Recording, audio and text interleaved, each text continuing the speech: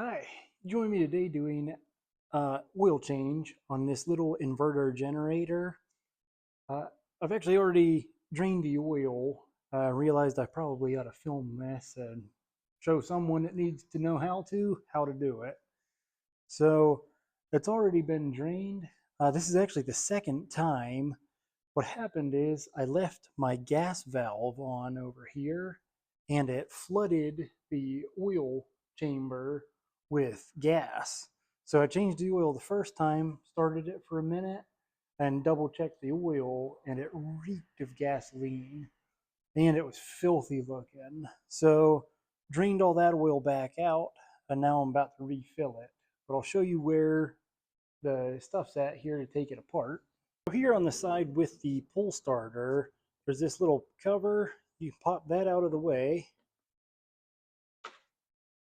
And inside there's your dipstick. And off to, let's get some light for you. From dipstick off to the side, you'll see a drain port. This bolt is what you remove, and that allows the oil to start draining out of it. But before you do that, you need to take this little rubber cap. It's just a pop in, pop out type. It is located down here. You push up on it from the bottom and kind of twist and pull on the top. Get that out of there, and that is where your oil will drain out from underneath and make a mess. I tried to shove a big funnel up under there and catch as much of it and let it run down into a bucket as I could. Our funnel and bucket method still made a pretty good mess, just so you're aware of that. But now we're ready to go ahead and fill it up. Well, I got to tighten down that bolt. For that, it's just a 10mm wrench. The wrench is by far going to be easier to get in there than a ratchet. The little post that screws into might come loose. It has two flat sides on it, and those were a 13 for this Pulsar PG4000. So yours might be a different size, but it's probably set up the same. All right, that's snug. We can take our little dipstick out.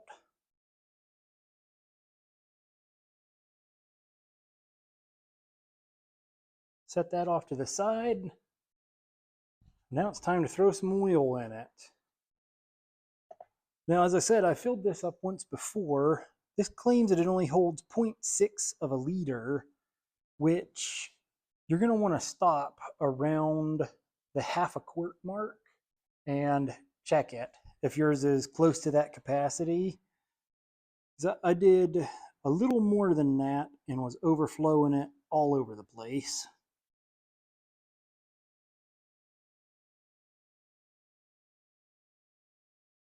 Right now I've got 12 ounces left in this container. I'm going to stick all of that in here, and then I can use the dipstick and check where we're at. While I'm tightening that in, I'll let you know you might want a pair of gloves too, because this is one messy job.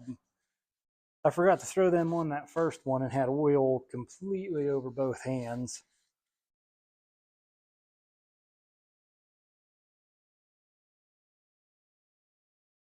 Run it all the way in, pull this back out, and we're right in our halfway mark,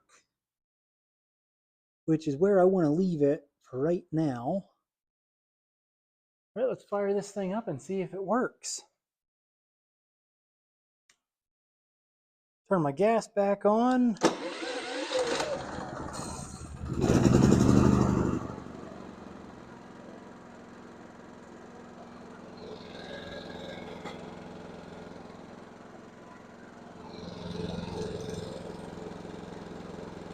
Just checking for leaks, make sure I got everything good and tight.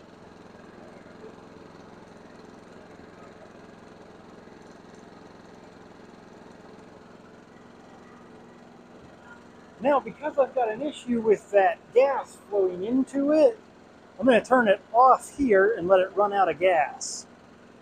That takes quite a while to run out of gas, just in case you're doing that yourself.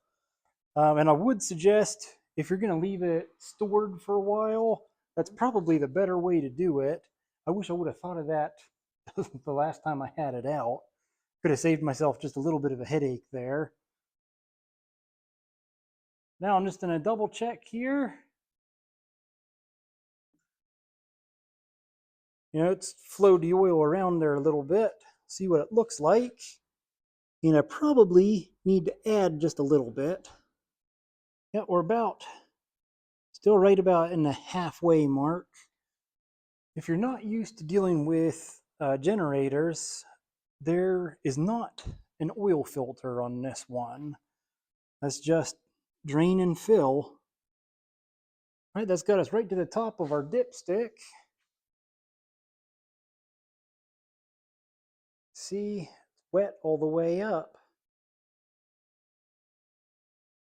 I'm going to push this little cap back in place here. Or try to.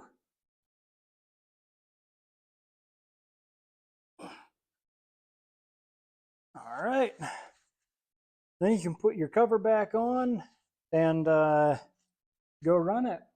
I got to mess around with it a little bit more. I took stuff apart on other parts of it. Another little side note, again, if you're not used to dealing with a generator at all, remember it is still a little engine. They have an air filter. So if you're going to run it for an extended amount of time or anything, you got to remember to check that, clean it out. This didn't come with an owner's manual, so if yours does, it'll probably tell you how much to do.